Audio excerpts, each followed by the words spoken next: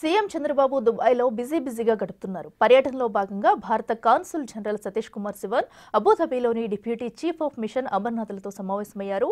ప్రధాని మోదీ చొరవతో దేశంలో విప్లవాత్మక మార్పులు వచ్చాయన్నారు సీఎం చంద్రబాబు.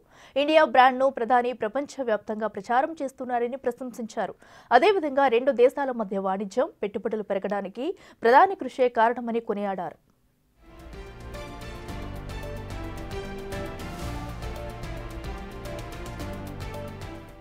దుబాయ్ సహా యూఏఈ దేశాల్లోని వివిధ రంగాలకు చెందిన సంస్థలు ఏపీలో పెట్టుబడులకు ఉన్న అవకాశాలపై అమర్నాథ్, చంద్రబాబు చర్చించారు.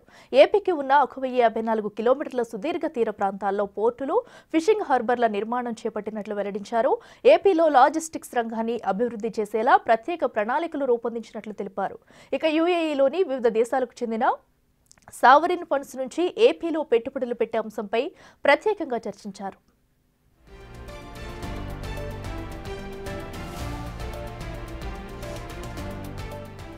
రాజధాని అమరావతిలో 100 కోట్ల రూపాయలతో ప్రపంచ స్థాయి గ్రంథాలయ నిర్మాణానికి శోభా గ్రూప్ విరాళం ప్రకటించింది.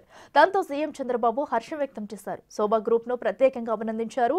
ప్రముఖ రియాలిటీ సంస్థ శోభా గ్రూప్ ఫౌండర్ చైర్మన్ పిఎన్సి మీనన్తో సమావేశమైన చంద్రబాబు P4 విధానంలో జీరో పావర్టీకి ప్రభుత్వ పరంగా చేస్తున్న ప్రయత్నాలను వివరించారు. రాజధానిని ప్రపంచంలో అత్యుత్తమ నగరంగా నిర్మిస్తున్నట్లు తెలిపారు.